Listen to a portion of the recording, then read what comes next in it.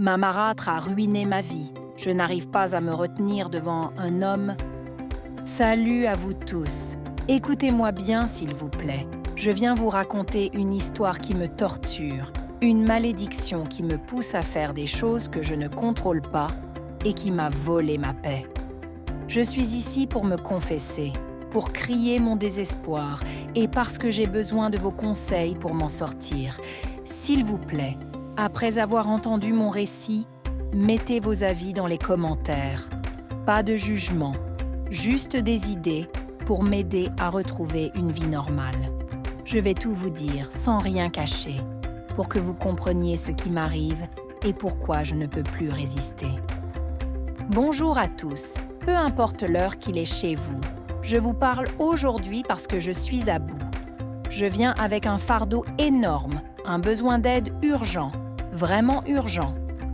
Ce que je vis, ce n'est pas une vie, c'est une prison dans mon propre corps. Écoutez-moi attentivement, car mon histoire est un appel à protéger vos enfants, à ne pas les laisser seuls face à des gens mal intentionnés. J'ai perdu ma mère à 8 ans, un vide qui m'a marqué. On vivait dans une maison simple, des murs en terre cuite, un toit en tôle, une cour où je jouais avec des cailloux. Après sa mort, mon père s'est remarié avec une femme qui avait déjà 2 enfants, une fille et un garçon. Moi, j'étais l'aînée, la fille de la première épouse, et je brillais à l'école. J'étais toujours première, intelligente, belle. On me complimentait souvent, mes cheveux bien tressés, mes yeux vifs, ma peau lisse. Les enfants de ma belle-mère, eux, traînaient en classe, derniers, paresseux, refusant d'étudier même quand je les invitais à lire avec moi sous la lampe vacillante du salon. Ce n'était pas ma faute s'ils échouaient, mais ma belle-mère me haïssait pour ça. Elle me regardait avec des yeux pleins de jalousie, comme si ma réussite était une insulte. Sa fille aînée, une adolescente de 18 ans, avait une réputation terrible. Elle courait après les hommes, couchait avec n'importe qui, jeune, vieux, riche ou pauvre, peu importe. Dans le village, les gens murmuraient « Elle avait même séduit des amis de mon père, laissant des rumeurs honteuses planer sur notre maison. » Moi, je lui parlais comme une sœur. « Arrête, ce n'est pas bien, ça te détruit. » Mais elle riait, insouciante, et continuait. Puis, elle est tombée enceinte. Mon père l'a découvert, furieux. Il ne voulait pas de cette disgrâce sous son toit. Il a chassé ma belle-mère et ses 2 enfants le lendemain. Je me souviens de ce jour, leurs valises jetées dehors, leurs cris résonnant dans la cour, et moi, restée seule avec mon père dans une maison soudain silencieuse. Mais dès le lendemain soir, quelque chose a changé en moi, quelque chose d'étrange, de terrifiant. J'étais dans ma chambre, un petit espace avec un lit étroit et une fenêtre donnant sur la nuit. Quand une envie m'a submergée, une pulsion, comme un feu dans mon corps, me poussant à vouloir coucher avec quelqu'un, n'importe qui. J'ai failli frapper à la porte de mon père. Dieu merci, j'ai résisté, mais je ne pouvais pas rester là. Je suis sortie dans la rue, tremblante, cherchant désespérément quelqu'un, n'importe qui, pour apaiser cette chaleur insupportable. Ce n'était pas moi. Avant ça, j'étais vierge, sage, pas du tout ce genre de fille. Pourtant, ce soir-là, un vieil homme m'a prise. Ma première fois, sale, honteuse, dans un coin sombre près d'une maison abandonnée. Depuis, ça ne s'arrête pas. Cette pulsion me possède. Je ne peux pas résister. Je couche avec tout le monde, vieux, jeune, sale ou propre. Peu importe. Si je ne trouve personne, je me touche, presque tous les jours, avec mes mains ou des objets.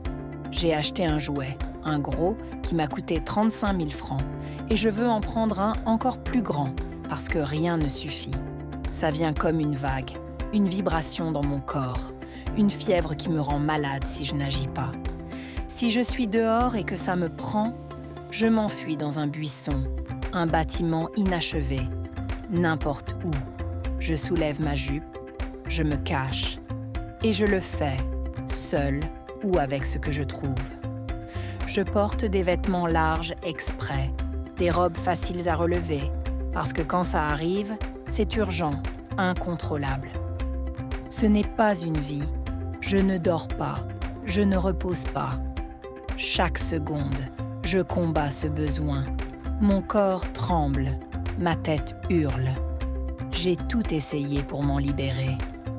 Je suis allée voir des pasteurs, des hommes en robe blanche, dans des églises pleines de chants et de prières. Ils posent les mains sur moi, crient « Sors, esprit impur !» Et tous pointent ma belle-mère. C'est elle. Elle t'a maudite avant de partir. Mais rien ne change. Pire, parfois, en pleine séance, la pulsion revient.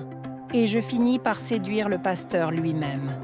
J'ai vu des guérisseurs traditionnels, des huttes remplies d'herbes et de fumée. Et là encore, ils disent « Ta belle-mère t'a jeté un sort ». Mais leur potion échoue. Et je couche avec eux aussi, incapable de me retenir. C'est un cercle vicieux. Je cherche de l'aide et je tombe plus bas. Je vends du pain dans la rue maintenant, un panier sur la tête, marchant sous le soleil brûlant, pour gagner de quoi acheter ses jouets. Si je ne trouve pas d'homme, je dois avoir quelque chose. Sinon, je me sens malade, faible, comme si j'allais mourir. À 25 ans, je suis une coquille, belle dehors, détruite dedans. Même maintenant, pendant que je parle, ça me reprend. Mon corps vibre, mes jambes tremblent. Si je voyais un bâton, une branche, je voudrais l'utiliser. Je ne plaisante pas. J'ai ça dans mon sac, un objet que je trimballe partout, et je pourrais le sortir tout de suite, me cacher sous une couverture, et le faire sans que personne ne sache. C'est plus fort que moi. Je ne peux pas attendre. Je ne peux pas me calmer. J'ai cherché ma belle-mère. Je veux la confronter, la supplier de lever ce sort, mais elle a disparu. Mon père ne sait rien. Il est ingénieur, toujours en voyage pour construire des maisons, absent de ma vie. Comment lui dire ? Papa, je couche avec tout le monde. Je ne contrôle pas mon corps. J'ai trop honte. Les gens du village parlent. Ils ont entendu des histoires sur moi. Et je me cache. Je fuis leurs regards. Je prie chaque jour pour que ça s'arrête. Mais rien. Je suis prisonnière de cette chose. Esprit ou malédiction, je ne sais pas. Je suis venue ici parce que je n'en peux plus. Je veux de l'aide, une vraie délivrance. Même là, maintenant, je lutte. Mon corps me supplie de partir, de trouver un coin, de soulager cette pression. J'ai besoin d'un homme de Dieu, quelqu'un qui puisse prier et briser ça. Les pasteurs disent que c'est ma belle-mère, mais ils ne me sauvent pas. Je finis dans leurs bras. Que dois-je faire ? Comment vivre comme ça à 25 ans ? Je ne veux pas de cette vie. Avant, j'étais pure, studieuse, pleine d'avenir.